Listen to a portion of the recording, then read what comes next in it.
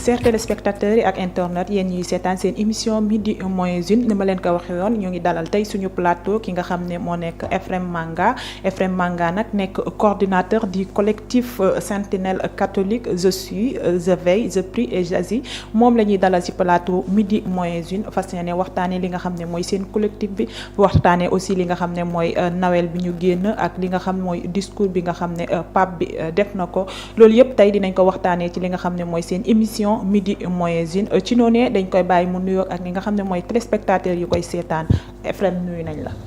fay naa leen maa ngi leen di gërëm tey nu ngeen ma invité. tey fii pour wax ci Noël. pour wax ci tamit ci message bu pape bi envoyé en début de décembre. mu doon lu jaaxal ñëpp. di leen remercier ñëpp yi toog. remercier aussi téléspectateurs yi pour seen écoute. Merci beaucoup Euphrem Manga d'avoir répondu à notre invitation ci noonu dañuy jàll ci li nga xam ne mooy waxtaan bi par rapport ak li nga xam ne mooy Noël bi nan ngeen passé Noël bi Euphrem. Noël bi dañ ko passé ci jàmm. parce que Noël boo déggee Noël mbégte la. mbégte la parce que mbégte ku ñuy xaar. parce que avant jour Noël. am na temps de préparation bu ñu naan temps de l'avant. temps boobu da ngay nekk di préparer wu sa xol sa manière de faire sa dundin. ndax méngoo na ak kii di ñëw nooy def pour bu ñëwee du fekk dara loo xam ne da nga ci ruus wala da nga ci am gàcce. loolu yëpp boo ñëwee nag ba bés ba moom bés fête la parce que ku ngay accueillir ku ngay jël sa kër. mooy koo xam ne dafa ñëw pour yóbbu la ci aljana. te dafa ñëw bàyyi ak boppam ne moom jàmm moo ko indi jàmm dafa ñëw pour ñëwul pour les bien portants. da koy wax mais je viens pour les pauvres et tout pour wan ni moom ci boppam. jàmm la moo ko indi bu ñu nee Noël mooy fête mbégte. Jésus petit Jésus comme nuñ koy waxee bu ñëwee ci Noël bi. boo koy accueillir day fekk yow préparé nga pare donc bu ñëwee da nga nar ubbi bunt yi boo ubbee bunt yi donc da ngay mën accueillir ñëpp. moo tax boo gisee boo duggee kër catholique ci Noël. da ngay foog ne lenn moo xew. décoration bi lumière bi. lumière bi pour wane dafa ñëw pour indi clarté ci dëkk bi. décoration yi tamit boo gisee décoration yi c'est vraiment vivante. pour dire que c'est pour la vie éternelle. moo waral boobule décoration ak li nga xam ne mooy ci fête bi jouru Noël ñu koy gis maanaam lumière comme ni nga ko waxee. si noonu gis nañ ki nga xam ne mooy Monseigneur Benjamin Ndiaye moom nag gis nga discours bu mu yëkkati ci boobule jouru fête bi maanaam ci messe boobu noonu mu doon def wax na ci li nga xam ne mooy paix ak justice si boobule ci réew mi. waaw moom dafa def rôle am. dafa jouer rôle am comme ni ñu koy waxee comme suñu njiit yëpp. sànq yeneen a koy wax ak Sëñ Saliou. suñu njiit yi yëpp loolu lañ leen xamee mooy am na benn moment bu ñu toll. ñoom ñooy régulateurs yi ñoom ñooy naan stop lii fu ñu jëm nii lii la ñu war a def lii. te loolu moo tax ñun suñu Sénégal doon Sénégal. buñ nit ñi naw donc moom dafa woo ñëpp ne ku nekk na daal. suñu acteurs politiques yi mu ne leen xam leen lu ngeen def parce que Sénégal bi ñoo ko bokk. Sénégal du bos keneen. mais ñun ñoo ko bokk lépp lu ñu nar a def. mooy indi jàmm mu des ci dëkk bi. donc moom rôle am la joué lu mu nar a def comme pape ci kër. moom mooy wote jàmm moom mooy gis lu xale yi dul gis te mu avertir donc ñuy naw message am vraiment. ci par rapport ak Noël bi ak jàmm bu mu wootee parce que jàmm bi commencé wul tey boo gisee suñu Yacine Thiandoum depuis temps Yacine Thiandoum ba léegi suñu njiit catholique yi kenn bàyyi ci dara. bu jaree wax dañuy wax. bu jaree dem seeti ni dañuy dem seeti. mais loolu yëpp pour dire que suñu force Sénégal la donc dañ ko nar a sàmm. donc di remercier vraiment sortie yom boobu. discours bi tamit dafa ñëw ci moment bu am importance bi nga xam ne réew mi soxla nañ ko gis nga wàllum justice gis nañ ko fan yi yëpp gis nga wàllum justice diggante ci li nga xam ne mooy opposition ak pouvoir mu ñëw nag wax ci boobu léegi mu nekk moment boo xam ne askan bi soxla nañ ko pour mën a xam nan la ñuy def ci boobule nga xam ne mooy problème yi am. ñëwaat na ci nee na ñu am na ñu bëri ñu ko seet si te lu ñuy wax gis na ni ku nekk am na projet mais daf leen doon ñaax nit ku nekk boo demee lu ngay def lu ngay wax yépp na méngoo ak Sénégal bu ñuy xaar te mu doon loo xam ne njëriñu laay lu Sénégalais yépp mu bañ a doon njëriñ yow sa bopp kese donc politiciens yépp bu ñu ko defee defe naa ni jàmm lu ñu ragal ci février bi di ñëw du am incha allah te bu soobee yàlla du am Seydina balaa maa ñëw ci yow dañuy ñëw ci Bertin mi nga xam ne moom Noël bi da ko da nga may laaj question non laaju ma la dama lay bàyyi nga laaj ma nan laa passé Noël non garaaw xam naa moom lumière bi sax waxoon na ma ko mais ba léegi laaju ma ko non lumière Noël bi moom moo ngi si yow ba tey moom xam naa danga ñu siy mayaale maag Seydina waaw am problème après dinaa leen ko ñu bàyyi la kàddu gi ak suñu invité effectivement comme moom ni mu ko waxee sànq mu ngi naan temps Noël dafa laaj temps de préparation te préparation boobu noonu moom la ñuy tuddee le temps de l'avant mu nekk noo xamante temps boo xamante ni c'est-à-dire 4 semaines avant Noël mais bu ñu ñëwaat ci Noël mooy ci message notamment monseigneur Benjamin Ndiaye moi je me demande que tey jii Noël benn vitrine la boo xamante ni peut-être que possibilité la parce que ñëpp ñu ngi toog déglu la occasion bu parfaite la pour nga mën a wax ñi déglu mais est-ce que aujourd'hui dans li xew nii dans l'arène politique sénégalaise je me demande est-ce que tey jii les autorités religieuses ñoom am nañ doole ak sañ-sañ boo xamante ni peut-être que mën nañu wax ba tempérer li xew actuellement au niveau de la politique sénégalaise. Personnellement, constat personnel là, j'ai vu que ces dernières années, ça a tendance à baisser. Lu ñu xamoon ci autorités religieuses, toutes religions confondues, lu ñu xamoon dafa baissé. Parce que ñoom bala boo amee dara ñoom ñooy jóg ne arrêté leen lii waru leen ko def lii. Mais on a tendance et je sais pas, peut-être c'est la politique qui les a poussés à se à diminuer ñu wàññi seen kii bi ñu wàññi seen waxin effectivement ou bien c'est une méthode aussi à eux c'est une nouvelle méthode bu ñu adopter pour mieux cerner les choses mais en tout cas seen effet bu ñu doon posé wu bu amee dara automatiquement ñu wax wàññeeku na ak doole poids bi ñu amoon mais moom déglu nañ ko ci message am toujours il invitait tout le monde dafa ne fidèles yi waruñu toog di xaar njiit yi dans ce message waruñu toog di xaar njiit yi ñoom ñuy wax balaa ñuy def fidèle bu nekk dafa am part de responsabilité donc co-responsabilité dafa am comme que je suis co-responsable ci lu moom en tant que archevêque co-responsable ci lu xew ci église bi donc man tamit waruma xaar dama nar a agir pour le bien de tout le monde su ma gisee lu kiwul mais tout en étant parce que suñu njiit la da nga ko nar a may cër bu mot sëkk parce que boo xoolee Jésus bu mu ressuscité ku njëkk egg ci tomboom mooy Jean moo nekk xale moo njëkk egg ci tomboom mais dafa xaar mag ji donc église catholique loolu la ñu xam ci église catholique mais ku nekk am na sa rôle bu nga nar a jouer ak foo munti féete nag ci église bi mu nekk lu am mais li may laajte mooy peut-être que ñoom am nañ sañ-sañ wax mais également ñun qui sont les citoyens sénégalais est-ce que ñun ñoo ngi leen di bàyyi xel également ci appliquer ñoom lu ñuy wax parce que loolu tamit des fois dañ koy seetlu parce que nit ñi les autorités religieuses mooy dans la religion catholique wala mu nekk dans la religion musulmane peut-être que les autorités religieuses ñoom dañuy wax mais également il faut se poser la question est-ce que ñun en tant que citoyens sénégalais ñu ngi déglu li suñu autorités religieuses yi di wax et même les autorités coutumières est-ce que ñoom lu ñu koy wax ñun ñu ngi koy appliquer réellement nouvelle génération bi moom c'est parce que c'est ça le problème quoi. C'est comme si c'est une balançoire quoi tey mën nañu déglu ce qui quand ça s'arrange ou suba ñu bañ a déglu mais dire que on a intérêt à les écouter parce que boo xoolee man dama koy xoolee suñu catholique yi suñu njiit yi c'est comme benn chef de famille xam na ku nekk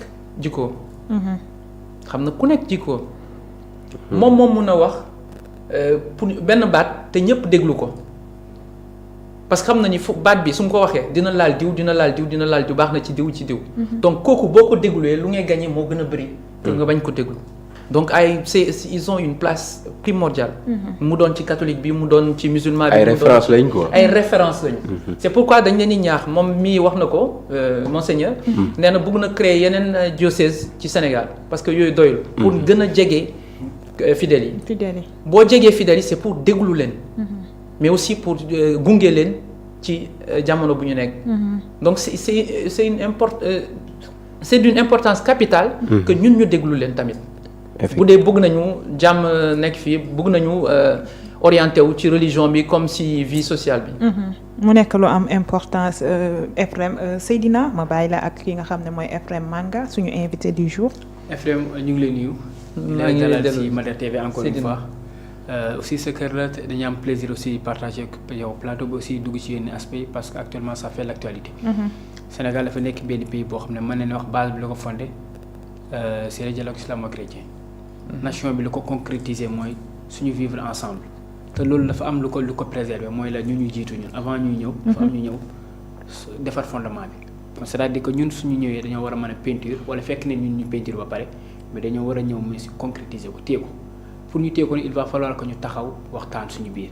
Sénégal nekk si benn situation boo xam ne ñu ngi tend vers des élections présidentielles vers une élection présidentielle du moins. avant Louga jaar nañ ci yenn moment yoo xam ne xawoon na métti tànk ñëpp génn di wax.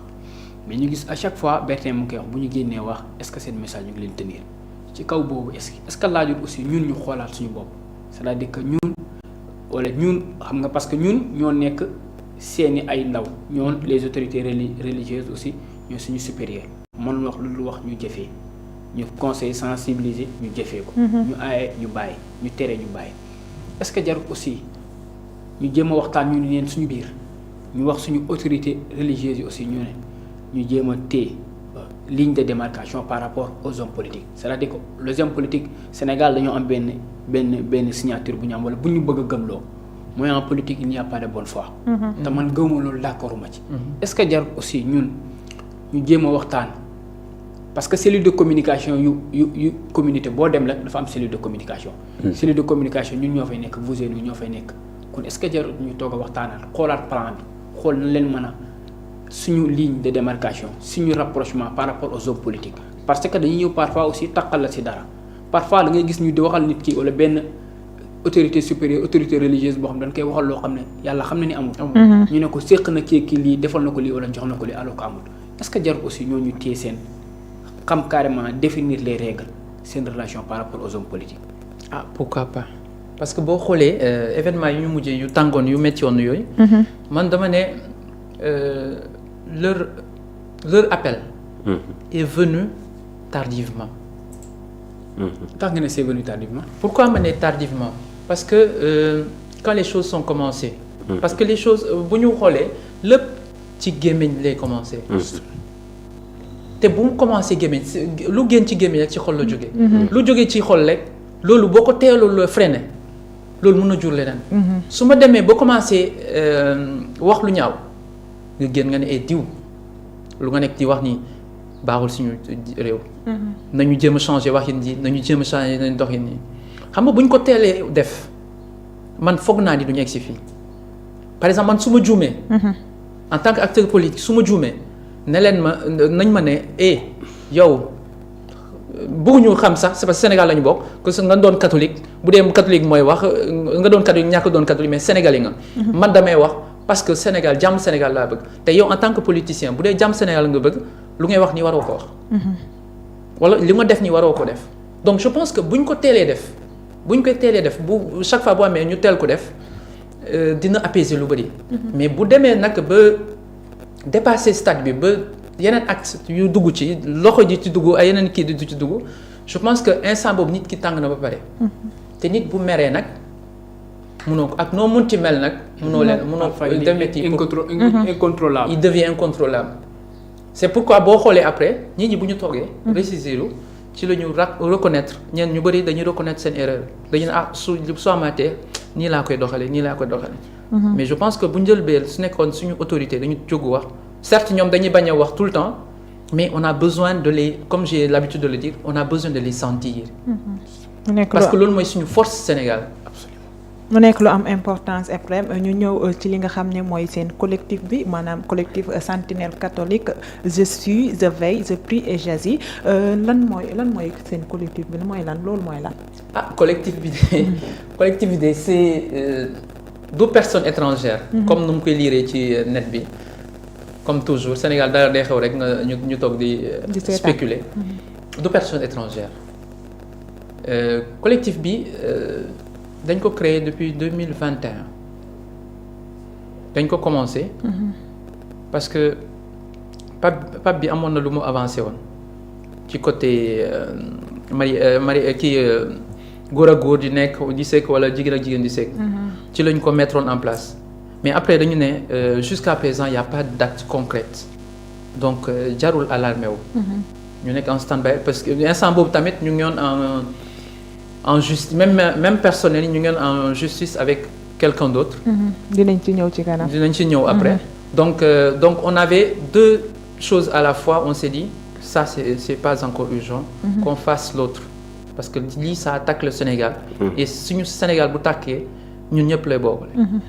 donc loolu moo tax ñu créer kii bi mais ce n'est que ce collectif est composé seulement de personnes engagées.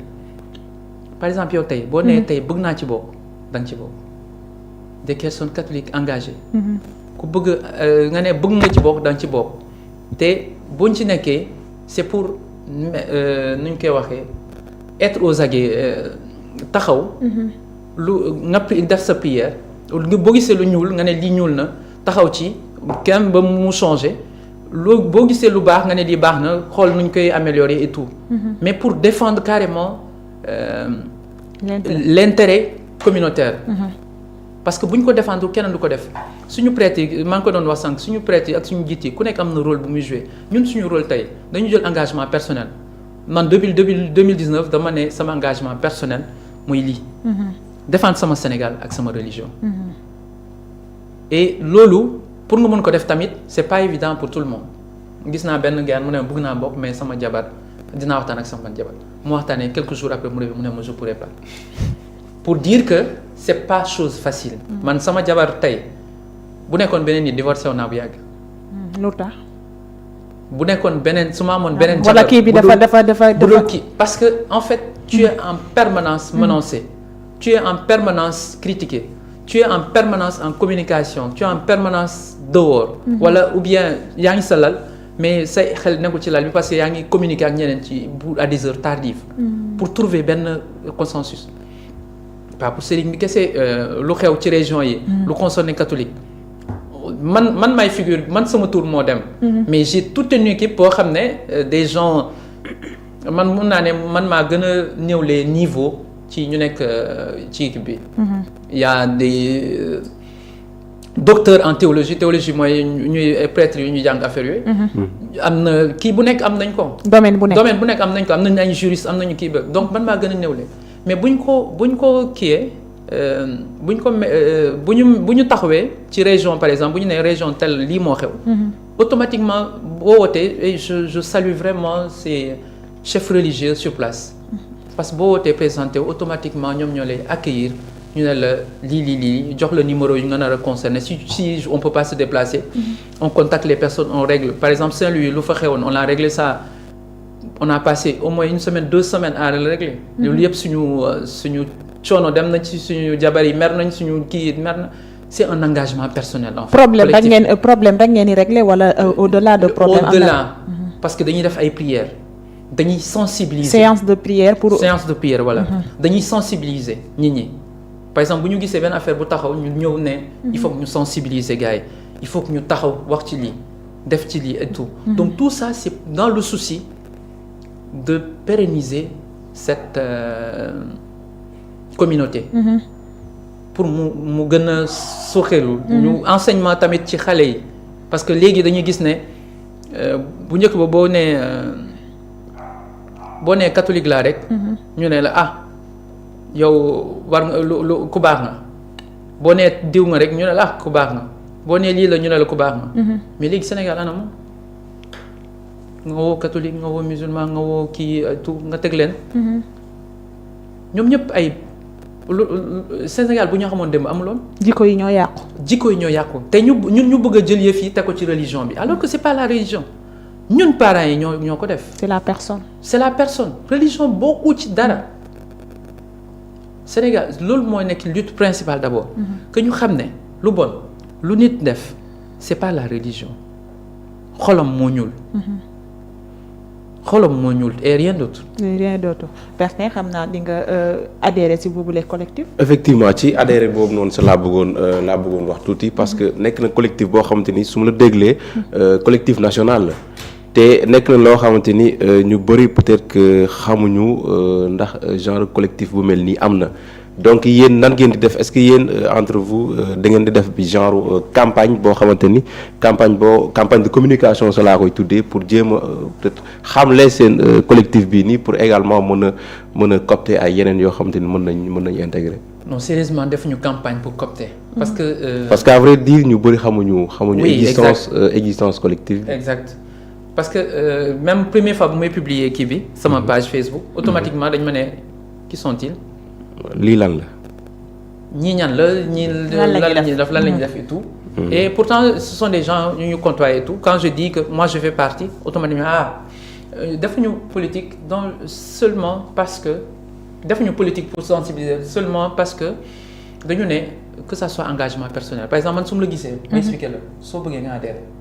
voilà foofu laay waxee maanaam campagne de communication mën na doon communication boo xam ne interpersonnelle la maanaam dama lay gis mën naa la man day am naa collectif bii nii la tudd lii la ñuy def nga intégré wala benn campagne communication boo xam ne peut-être que vous allez investir les médias toog waxtaan ak ñëpp communication de masse également pour nit ñi gën a xam. On n'a pas encore pensé à une communication de masse mais personne à personne direct on a commencé depuis et c'est pourquoi ñu am possibilité def ay forum ñu am des fois possibilité def ay forum pour ñaax nit ñi conseiller sensibiliser et tout moi des fois je fais des sorties pour interpeller comme je suis dans le milieu scolaire interpeller les parents pour le niveau scolaire et tout comment se comporter que vis-à-vis et tout des enfants ci wàllum éducation bi dama ci des ba tey Ephraim parce que yéen a ngi wax ne maanaam éducation bi tey lan ngeen di jàngale foofu maanaam éducation religieuse ngeen di def wala éducation bi nga xam ne ñoo ngi koy jàngale dans les écoles si seen biir ñun suñu kii mooy éducation religieuse parce que dañu gis ne suñu valeurs yu bari ñu ngi dem te bu ñu continuer nii du ñu amati benn valeur bu ñu continuer seetaan nii luy dem nii. du xale yi ñu ma gis nii non du mujjee fu mu mujjee du neex. parce que bu njëkk ba comme nu nga ko waxee sànq boo gisee mag bu tolloo âge ak sa papa da nga koy naan papa. respect. mais léegi da nga koy gis sànq nga soit nga gis pantalon bu xotteeku nga ne sa pantalon bu xotteeku bi. xamuñu ko woon. effectivement donc il faut que ñu dellu si waat si valeurs yooyu. te ñun si tànk yooyu la ñu nekk afin que ñu dellu si waat ci valeurs yooyu. xam ne lii mooy suñu jaam. parce que bu ñu ci wàccee nag lu ñu ci fekk si ñu jël ko yeneen pays gis nañu comment ça se passe. si éducation boobu noonu tamit nga leen jàngalaale nan la ñuy prière def seen ay prière nan lañ koy defee affaire yooyu noonu. exact prière bi parce que boo gisee dañu ne catholique je suis. je prie j'agis. je veille. donc yaa ngi veiller. à ce que le catholique soit le catholique. catholique bu njëkk ba bu mu changer. comme son nom l'indique. comme son nom l'indique bu mu changer.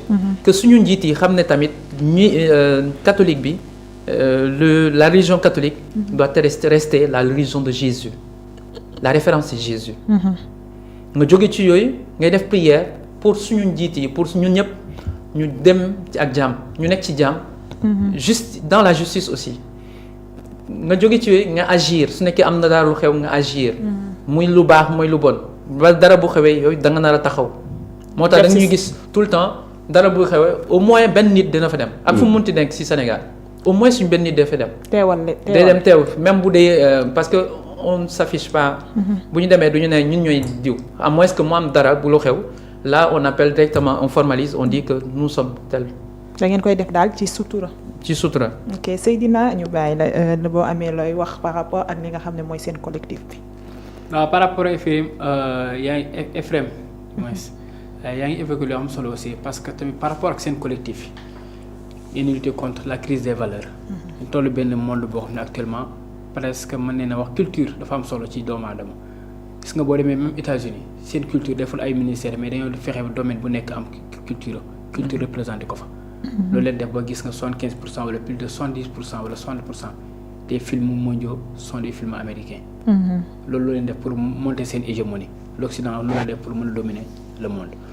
ñu ñëw Afrique nag bu ñëwee Afrique ñu ne ana la crise des valeurs en Afrique de l'Ouest au Sénégal nag yaa ngi koy évoqué sànq gis nga exemple boo joxee par rapport respect bu doon am entre les petits et les hommes âgés ku bu doon am léegi gis nga wàññeeku la wala dañoo briser carrément règle mooy amatuñu benn rus benn dignité bu doon dox suñu biir amatuti ngeen lancé benn collectif boo xam ne ci day démarrer aussi ci côté boobu mais man ma bëggoon xam aussi par rapport à ce collectif même ndax collectif bi c'est exclusivement réservé aux catholiques ou bien la porte est grandement ouverte pour quelqu'un d'autre qui veut wala boo xam ne moom ils veulent adhérer. boo xam ne parce que lan moo ko tax a jóg mooy pour lutter contre la crise des valeurs ndax may ngeen ko buntu opportunité pour mu ñëw. En fait, on a deux collectifs. Nous avons deux collectifs. Bi, c'est uniquement réservé aux valeurs catholiques. Benen bi, c'est veilleur citoyen. Veilleur citoyen, il y a tout. Il y a des athées, il y a des musulmans, il y a des catholiques, il y a des protestants, il y a tout. Tout le monde est dedans. Là, on élargit.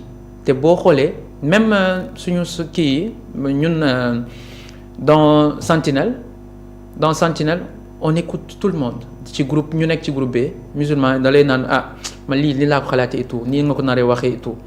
même tey pour ma ñëw sax ñu bëri woo nañ ma pour ne ma nii nga nar a waxee pour ne pas lii ni nga nar a def et tout. amul religion bu wootewul. boobu collectif la à part mais bii c'est pour comme on parle de catholique. Pour ne pas mélanger les choses on s'est dit qu'on soit catholique seulement pour agir et aller plus loin. moo tax boobu lay jokk ci noonu dañuy dem gis nañ ne ngeen def li nga xam ne mooy pétition lan moo waral boobu lay pétition bi nga xam ne lancé ngeen ko yéen ñi nga xam ne mooy collectif Sentinelle catholique. pétition bi du dara lu dul comme évêque nu mu ko waxee. def suñu rôle de fidèle catholique. pour dire que ñun d'accord ñu ci message bu pape bi envoyé. certes message bi boo ko liiree ba jeexal ko amul benn ci gisaka lu laal ci religion bi fondement religion bi. parce que nee na ci bénédiction yi c'est des bénédictions à part donc amul dara lum kii mais ñun dañuy taxaw pour ne kii bi pour ne pétition bi day taxaw pour ne ñan ñoo d'accordul ci lu xew nga mun exprimer wu en signant en ligne. te loolu yëpp dañ koy envoyé nañu première G bi envoyé nañ ko déjà à l'annonciature moom représenté pape bi. envoyé nañ ko déjà jot na ko envoyé na lettre d'accusé de réception pour nous dire que jot na kii bi te dina ko transmettre fidèlement au pape donc pape bi dina jot ni Sénégal. non je dis pas Sénégal par la pétition internationale. Au moins il y a 400 et quelques personnes qui sont pas d'accord et ces gens-là font partie de moi. Donc il faut que ma agir. Donc pour pousser au pape on peut à revoir sa position par rapport à ça. yéen daal pour li ñaawlu par rapport ak loolu nga xam ne ñoo ngi ko bëgg a def moo tax ngeen pétition bi jóg. pétition bi waaw. pour permettre ku nekk tamit wax. ni mu ko gisee. mu wax parce que boo lire commentaire yi c'est en fait c'est quelque chose de sondage. pour xool exactement qu'est-ce que ça va donner. Qu'est-ce que les catholiques pensent de ça. nous ça man lu ma heurté mën na la bañ heurté donc bu ñu ko defee pétition dañuy xool ñan ñoo heurté am na ñeneen nag ils sont sceptiques. ils pensent que pape lu jógee ci pape bi automatiquement c'est validé. alors que l'église ne fonctionne pas ainsi. ku si nekk am nga sa mot à dire. ku nekk am na sa rôle bu ngay jouer. alors bëggoon ci loolu ci point boobu noonu sax bëggoon naa la laaj ci dara parce que yéen da ngeen def pétition te ku def pétition maanaam da ngay naan non je suis pas d'accord avec li pape bi wax.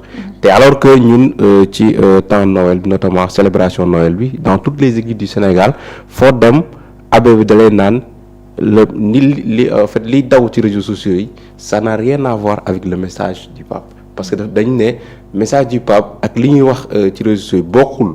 maanaam peut-être que manque de compréhension la ci loo xamante ni pape bi wax na ko et ça n'a rien à voir aussi avec bénédiction des mariages homosexuels et cetera donc je me demande yéen en fait le problème c'est quoi ba ngeen def genre pétition di ko envoyer pape alors que le message est clair il y aura jamais eu de bénédiction pour les mariages homosexuels.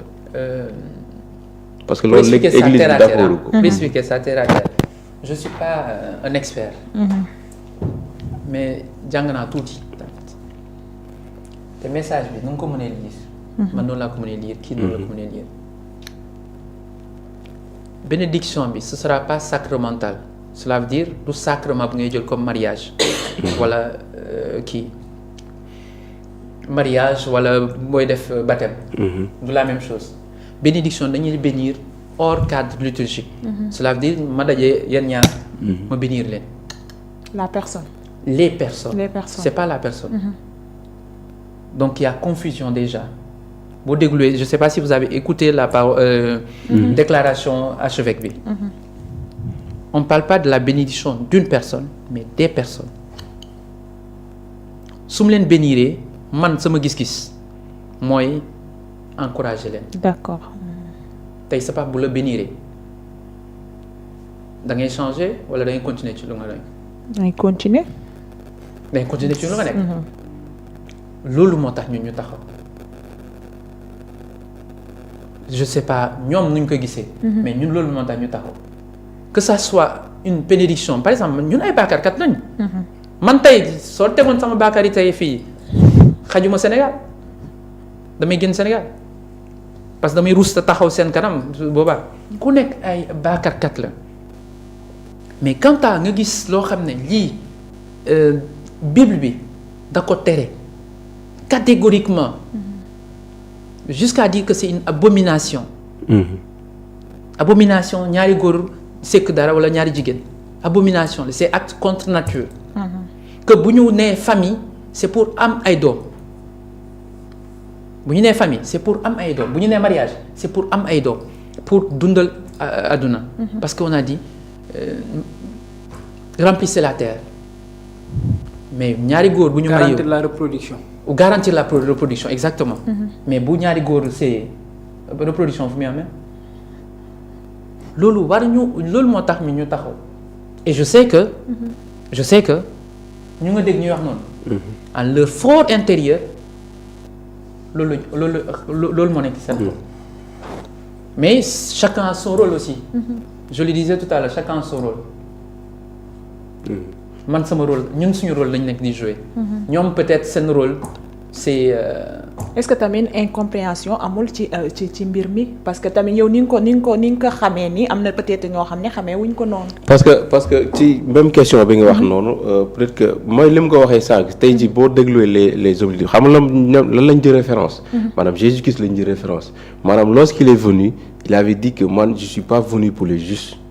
mais également pour les pécheurs. te ñun ñëpp comme ni nga ko waxee sànq ay pécheurs lañ est-ce que bénédiction boobu noonu bi Pape bi wax nekkul bénédiction comme ni nga ko comprendre sànq est-ce que nekkul leneen moom loo xamante ni peut-être les pousser à changer de comportement maanaam peut-être que yàlla agir ci ñoom ba ñoom ñu mën a changer comportement ñu xam ni li ñu nekk noonu baaxul ñu mën a tuub te def li yàlla bëgg. xam nga depuis kii bi mu ñëwee. Pape bi François bu mu ñëwee. mu ngi toujours vouloir rassembler comme l'église le rôle de l'église rassembler dem na ba instaurer en 2016 journée mondiale des pauvres. donc tout cela c'est pour pouvoir jege ku nekk mais tamit am na fenn foo xam ne bu ñu fekkee dañuy taxaw bénir ñaari nit que ça soit en catimini que ça soit je ne sais où il faut pas ñu egg foofu. man soo defee lu bon dama lay woo ma ne la lu nga def ni baaxul ñun dans l'église catholique y a excommunié. waaw mooy nga def loo xam ne waroo ko def ñu excommunier la. mais ko excommunier ko dem nga ba excommunier benn nit léegi koo xam ne abomination la def la nekk di def yow nga xam ko nga koy bénir mais woo ko su nekkee moom bëgg na la déglu woo ko nga discute nga waxtaan ak moom prière def lépp lu yàlla lu église Bible bi may ñu def ko ci ñoom pour ñu changer mais quand boo demee ba bénir leen mooy jeex na nit ki dee toog këram xam nga tey boo xoolee catholique ak musulman bu ñuy sëy c'est une bénédiction bokkul sacrement bénédiction la est-ce que ñaar ñooñu da nga koy teg da nga leen di boole ñaar ñooñu bokk nañ ñaari catholique ku góor ak musulman bu jigéen wala catholique bu jigéen ak musulman bu góor ñu sëy c'est une bénédiction lañ koy wooye ci milieu catholique du sacrement léegi ak bénir des hommes de même sexe des personnes de même sexe ñaar yooyu da nga koy teg même pied non je pense que la réponse est là ñaar yooyu mënuñu ko boole quand on parle de bénédiction certes ñii am nañ droit dugg église pour ñu bénir leen dans l'église mais kii yaa ngi koy bénir këram mais c'est une bénédiction amalgame boobu la ñu bañ mu am mais bañuñu man tey du boo nekkoon góor jigéen damay tax wax ak yow excusez-moi non ak noo munti mel man damay taxaw ak yow peut-être def mën nga naa ko changer à travers les associations dont je fais partie def naa lu nekk dem naa fu nekk pour dire que du nit gisuma nit boo xam ne man du ma taxaw moom am moom mais quand on vient à la religion il y a quelque chose qui est établi il faut pas que ñu jouer ci moom comme man nu may tooñee séeréer amul fenn parce que c'est une chose qui est établie séeréer yi dama leen di tooñ comme pas possible dama leen di saaga nu mu neexee en plus réglé naa benn mariage benn cousin à travers loolu sama ni yaay dem nañu ñu bañ ñëpp dem nañu ñu bañ man ma taal sama tu dem ànd ak xale yi yeneen xale yi ma ne ñu dem ma dem egg fekk maire bi mer na ba xëm ma dem fekk maire bi toog ma ne ko wàccal ci kii bi dafa xamoon ba ñu ximiliku parce que on m'a dit d'attendre ba 2h 3h du matin ma xaar ba mu ximiliku ba mu toog ñu ne ma toog na dugal ngay waxtaan ak moom ba dugg maire bi ma xool ko yërëm naa ko certes mais dama ne il faut mariage bi man nag sama yaay bu ñu egsi vers 22h c'était à Thiès bu ñu egsi ay 22h Thiès kër gi comme décès dëj ma fekk maire bi ma ne ko maman mu xool ma ne ko looy def ci lal bi yow wax ñu la sa buur di egsi na mu ne dama fële waaye ma ne ko da ngay wàcc léegi nii bu dee yow séeréer dëgg nga da ngay wàcc bu dee doo séeréer nag nga wax ma mën a ñibbi nga gis maire bi commencé jàpp leen ma mu wàcc toog man ma toog ci lal bi déjà gagné naa ko ci laa commencé ba mariage ba mu ne ma ñu ne ma ñi demal 5h du matin xale bi day ñëw 5h du matin ma taalaat dem julli mu ñëw mariage bi am ce sont des choses yoo xam ne duñu ko laal c'est sacré église bi comme lu ñu bàyyi fi lu suñu maam yi bàyyi fii waruñu ko laal suñu religion c'est quelque chose yoo xam ne waruñu ci tergiverser c'est ça ou c'est pas ça effectivement parce que boo xoolee ci discours bi moi je pense que le terme boo xamante ni bi pose problème mooy terme mot bénédiction bi ñu utiliser ci discours boobu noonu parce que bénédiction dans la religion catholique dafa nekk comme ni nga ko waxee sànq dafa nekk lu am maanaa parce que bu ñu demee ba bénir la moom fekk yow en fait yaa ngi demander ay grâces et des bénédictions loolu noonu laa koy tuddee man je pense que est-ce que c'est pas opportun parce que am na benn fi ma defee célébration Noël bi am na benn monseigneur mu naan effectivement le pape bi dina defaat beneen discours pour jéem a éclaircir leeral son discours bu mu def parce que seetlu nañ ne le discours n'a pas été saisi n'a pas été compris en tout cas. On est conscient de ça. C'est pourquoi on est réagi comme ça. Quand je disais notre équipe est diversifiée. On a toutes les couches. Alors, je ne sais pas si vous me comprenez si. un peu. Donc, c'est pourquoi on réagit. D'accord. Afin que... En fait, Manga, ñu gis ne actuellement religion yaa ngi koy évoqué sànq parce que actuellement religion bi dañ ko menacé moo tax day boo remonté tout da dañuy dem ci idéologie yenn philosophie parce que bu ñenn ñi daan wax la religion est le berceau du despotisme Feuilleba moom dana wax à côté naan ce n'est pas Dieu qui a créé l'homme mais c'est l'homme qui a créé Dieu. moom c'est-à-dire que mu ngi teg yàlla ci suuf. ci suuf doomu aadama ci kaw. du moom kase nit ci ba mu ñëwee pas sensam bi mais comme fu ñu ko déggee moom aussi sens boobu la ñëwee. ñu ñëw aussi ñenn ñoo xam ne dañoo lan mën nañu wax ne sont en opposition par rapport à la religion da ngay gis ne yenn affaire dafay am mooy dañuy jël la Bible jël Torah jël le Coran. xool aspect yu leen ci intéressé ñu jël placé à côté lu leen ci intéressé wu ñu jël ko changé ko tëgg seen propre religion parce que da ngay xool parfois nu ñuy defee dafay xaw a parfois dañuy indi loo xam ne boo ko xaymaa ci xel da ngay naan xel war na ko mën na ko mais am na loo xam ne c'est sacré. yaa ngi koy wax sànq dañ ko war a préserver. dañ ko war a préserver ci kaw àdduna boo xam ne ñu ne nous sommes à 8 milliards d'habitants ñu ne la religion bu gën a dominer au niveau mondial ñu ne c'est le christianisme ñu ne mën neen xayma ne y a à peu près de 2,5 milliards. ñu ne en Afrique boo seetloo ñu ne ñu ngi toll ci 250 millions 250 millions am na yenn côté ñoo dominer comme vers l'Afrique de l'Est l'Afrique centrale côté boobu mais en Afrique subsaharienne wala en Afrique de l'Ouest boo ñëwee fii c'est la religion musulmane moo dominer. mais ci kaw loolu boo ñëwee Sénégal ñu ñëw ci fu ñu bokk aussi ñu ngi ci benn cohésion boo xam ne ñu ngi dund ensemble. ñu ngi dund ensemble ci pays boo xam ne 95% des musulmans mais am na beneen frange wala pas 95 wala plus de 95 am na tamit les chrétiens. yéen ngeen lancé benn loo xam ne dafa am solo parce que yéen rek moom moo leen combat bi mais parce que combat contre les contre-valeurs. combat contre aussi la religion. nan ngeen prévoir carrément pour xeex loolu ñu bëggoon a xam yéen lan mooy seen plan d'action pour mener pour faire face à ces ñi ngeen ñu considérer comme ñoo xam ne des contre-valeurs wala ñoo xam ne dañoo ñëw déclarer la guerre surtout à la religion. man je me dis que kii bi archevêque bi bu muy wax keroog dafa ne le document est un peu orienté dans le milieu occidental. La déclaration du pape est un peu orientée dans le milieu occidental.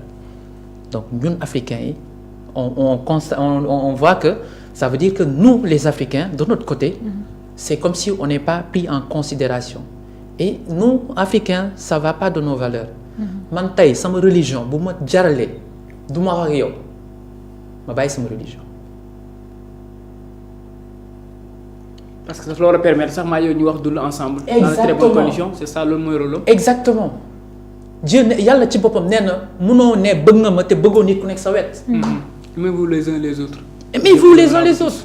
munoo ma tey ne bëgg naa yàlla dem église chaque jour affaire yooyu te ku ma dëkkal bëgguma ko non. mun naa bañ a wax yow parce que am na lu ñu seeg moo tax wax ma yow mais loolu du ma teree ma jóg sama baat ci yow ci sama kàddu bu ñaaw ci yow.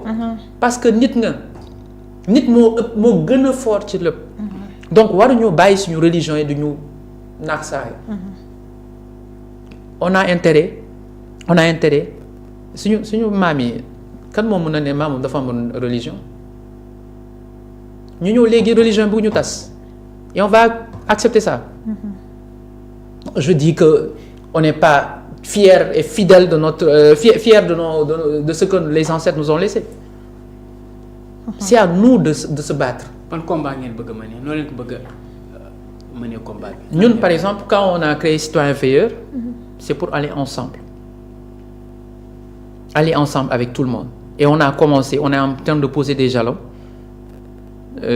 Premier jalon bu ñuy nekk di xalaat def mooy réunir imam ñëw benn secteur ni réunir imam bi prêtre bi ñëpp ci benn kii ñu toog waxtaan pour xool déjà gérer seen cité seen localité nu ñu koy gérer ensemble petit à petit je pense que Sénégal yëpp bu ñu demee ba réussir loolu ce sera déjà bien et aussi on a une association muy ci Facebook le Sénégal comme on l'aime dont je fais partie ci commission culture et religieux et on agit beaucoup ci loolu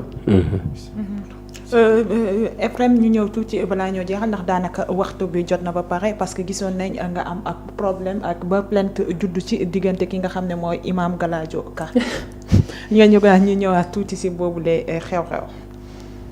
non loolu je me dis que c'est une suite logique. man sama famille am na ay musulmans am na ay catholiques bañu moo ko en tant que bañu moo ko quoi. c'est une personne comme tout le monde comme ni ma ko waxee sànq. mais ce que lu mu yëkkati teg ko ci kaw catholique yi moo nekk loon yoon te pour ne pas parce que dañuy fàtte leen sànq wax naa ko bu ñu toogee di noppi loolu moo tax yeneen day xew après ñu ne su ma xamoon lu génn ci gémmiñ bu ñu ko teelul arrêté dañuy dem leneen xew animosité commencé am entre catholique ak musulman alors que warul am loolu moo tax ñun ñu jóg ñu ne dañuy porter plainte bu mu koy commencé wax ci benn groupe catholique laa ko waxoon après ñu tas ko ci réseaux sociaux yi musulmans yi ñëw protestants yi ñëw bokk ci groupe bi et on est allé ñu def suñu pétition même chose la ñu defoon def pétition porter plainte man maa nekkoon ak moom ci kii bi ci bar bi et tout finalement ñu gagné mais loolu yëpp pour un Sénégal bu ma nekkee ci bar bi je sais pas si vous avez lu les kii j'ai bien dit que c'est pour la préservation de notre nation c'est plus important que les religions nekk lu ñu war a bàyyi xel te ñu banaar a bàyyi xel suñu nation bi moo ñu jaral lu nekk boobu j'ai mis ma famille en danger je me suis mis en danger et suñu njiit yi que je respecte encore beaucoup parce que boo nekkee sur le show doo comprendre bu ma nekkee sur le show ñoom ñëpp woote nañ nos supérieurs religieux woote nañ pour ñu bàyyi plainte bi c'est le rôle en fait parce que jàmm la ñu bëgg la médiation la paix jaar ci suuf ñoom ñoo ne dañ koy régler ci suuf boobaa ànd sàmm ji koy woote nañ ko bàyyi ma ne leen lenn rek tant que lii bàyyi leen mu egg gëmuma jàmm bu ñu am dina mën nekk ci la ñu forcé menaces yi commencé saaga yi commencé suñu famille n'était pas en sécurité j'allais à une audience avec 4 personnes dont sama jabar pour dire le danger qu'on prenait je sortais on m'encerclait dañ la menacé wu menacé wala da nga yaakaar na yow non dañ la menacé bu dee yaakaar sama tane xam nga quand tu es boo ñëwee audience da ngay def vraiment pour dugg man damay taxaw sama jabar saaga yi commencé ay harcèlement mais ils savent pas qui je suis j'étais obligé d'envoyer message sama avocat et je sors ma dem directement mu ne ma jaaral ci policier su ma présente heureusement policiers ils sont professionnels dès que je me présente ñu évacuer ma dugal ma ci biir et depuis lors chaque fois su ma egsee je me présente ñu dugg mais on est passé sama doom yi il pouvait pas sortir je suis resté 2 ans yoo xam ne du ma daje ni du ma dem fu nit bëri et si boo koy wax nit moo tax man tey su ma nee nit am na association am na collectif pour lii damay bàyyi nga jël sa engagement personnel parce que lu ma dund bëgguma keneen dund ko ci noonu ban message ngay lancé parce que dialogue islamo-chrétien gis na fii moo nekk na base bu dëgër fii nga xam ne mooy suñu réew ban message ngay lancé entre ki nga xam ne parce que yaa ngi koy wax am ngeen groupe boo xam ne dafa regroupé li nga xam ne mooy musulman catholique ak protestant ban message ngay lancé ndaw ñi man ndaw ñi leen laa wax bu ñu religion tas Sénégal bi bu muy juddu amuloon religion donc bu religion tas bu ñu nar a wax nañu wax ci jàmm lépp lu ñu def ci jàmm su ma gisee benn sama religion wax nañ ne musulman bu la xoolee bët bu gauche bi cela veut dire daf la bugg saaga du dem ci kaw ma teg ko ci suuf ma xam ne nit mooy tax ak man moo nekk ak man et non religion mu laay waxal jàmm rek nañu woote jàmm man tey su affaire tijaan yi je pouvais pas parler parce que dañu naan fumiste la mais def naa ay messages chaque fois boo amee genre kii yooyu je fais des messages sur Facebook pour dire non ñun xamuñu lii arrêtez faites ceci te loolu même chose lu xew ci catholique yi certes am na ñeneen ñu toog ñu ngi wax ci lu xew actuellement et ils veulent pousser l'archevêque à parler je dis l'église est bien organisée est bien organisée ku nekk mu ngi jouer rôle am ñu toog seetaan ils vont réagir et ils vont le faire. jërëjëf Ephrem ñu nekkoon ci li nga xam ne mooy fin waxtu bi daanaka luñ bëggoon waxtaanee yëpp xajul ci émission bi xam naa beneen yoon incha allah dinañ la dalalaat ci li nga xam ne mooy suñu plateau midi moins une dañ lay bàyyi nga tàggatoo ak li nga xam ne mooy téléspectateurs yi nga xam ñoo la doon seetaan.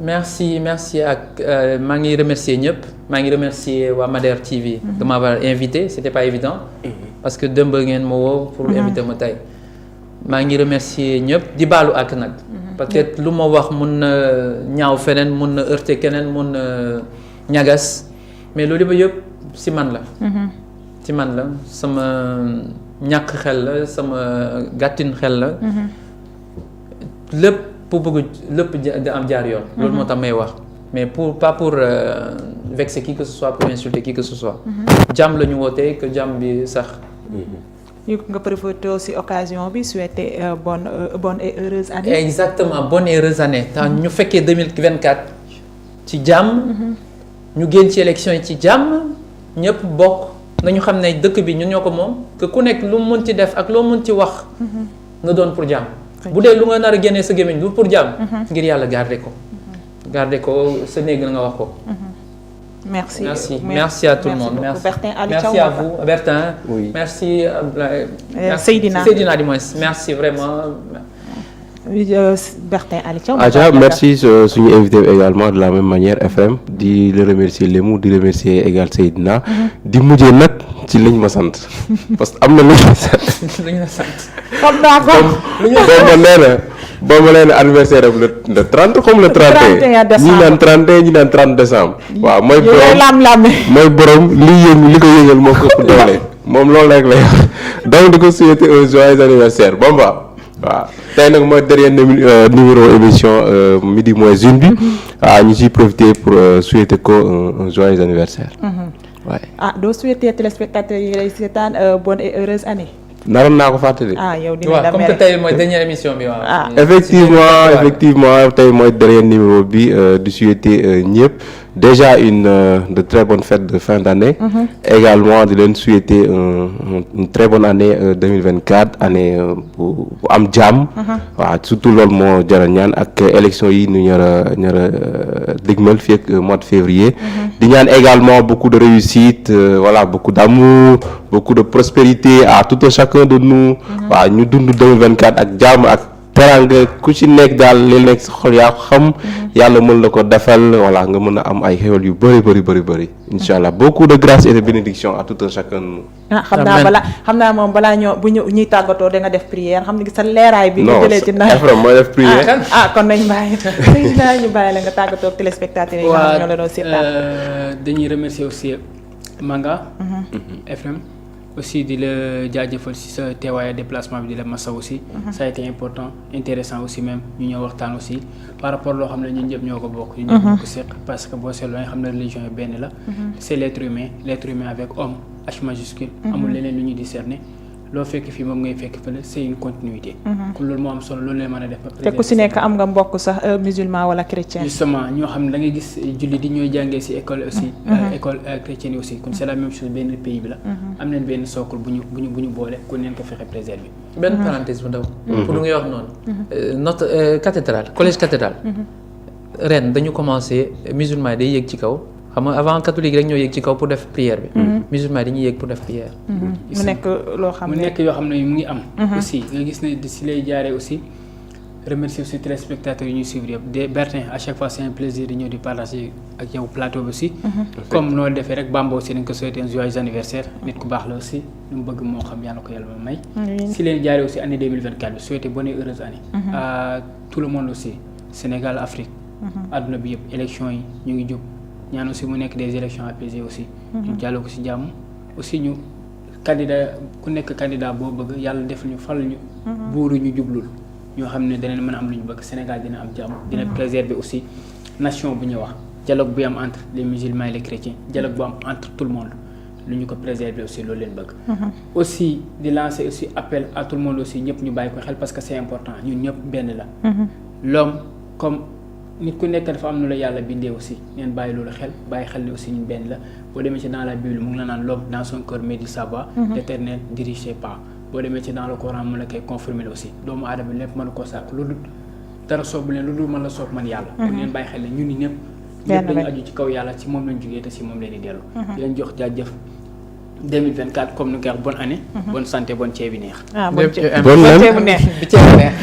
Seydina ñoo ngi lay jaajëfal bu baax a baax moom xam nga ne moom yàgg naa def li nga xam ne mooy prière xam naa moom tam dina jàppale ñoom Bertin si li na mel ndax si école yooyu noonu la jaar ñu koy jaajëfal Seydina di ko wax ba année prochaine incha allah xam na mais moom suba dina ñëwaat si li nga xam ne mooy Campus Boy mooy dernier numéro de l'année ngeen suivre ko bu baax a baax moom Seydina Ababacar Lo di jaajëfal tamit ki nga xam ne moo nekk suñu invité du jour mu nekk Ephraim Manga ñu koy jaajëfal bu ko baax a baax di ko souhaiter li nga xam ne mooy bonne et heureuse année di ko ñaanal ko jàmm ci nga xam ne mooy fameem ñëpp ñoo xam ne taq nañ si moom yàlla defal leen jàmm ndax jàmm moo nekk loo xam ne tey mooy sookul moo lay jàppale ci lépp loo xam ne yaa ngi siy jublu rek nga mën koo réussir bu baax a baax de noonu nag lay souhaiter bonne et heureuse année ki nga xam ne mooy Bertin Ali Thiaw moom nga xam ne moom tamit à chaque fois damay bokk ak moom li nga xam mooy plateau midi moins une gis ngeen ko nag nu mu leeree fan yi jógee nawet leer mais xam naa ne année 2024 day gën a leer bu soobee yàlla di ko ñaanal bu baax a baax 2024 bi tamit yàlla may ko ci tamit mu am li nga xam ne mooy soxna même que ki nga xam ne mooy Seydina Ababacar Lo ndax célibataire yi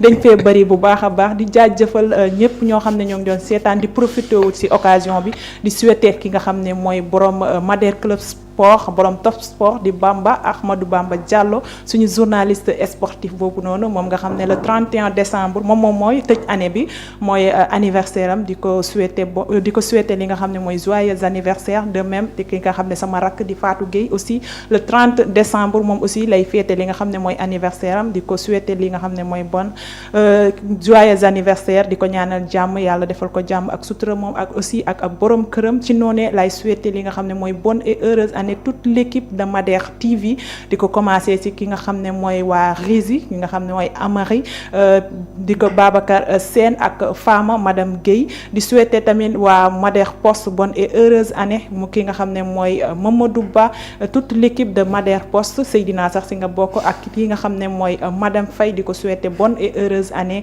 ak monsieur Sarle Faye toute sa famille maa ngi leen di souhaiter li nga xam ne mooy bonne et heureuse année di leen wax ne l'équipe de Madère TV ñëpp ñoo ngi leen di souhaiter li nga xam ne mooy bonne et heureuse année di leen ñaanal année bu nekk année bu jàmm ñu dugg ci 2024 ci jàmm di leen wax nag Madère TV dina ñëwaat bu baax a baax ak doole ci 2024 bi dina am yu bëri yoo xam ne dinañ ko leen ko defal ci 2024 bi ni ngeen continuer nag du ñu suivre di yokk li nga xam ne mooy abonné yi du ñu may doole ndaxte abonné yi moo ñuy tax day ñu dem ca kanam ak kanam ci noonee nag di leen jox dig daje ba 2024 merci beaucoup et bonne et heureuse année. Merci.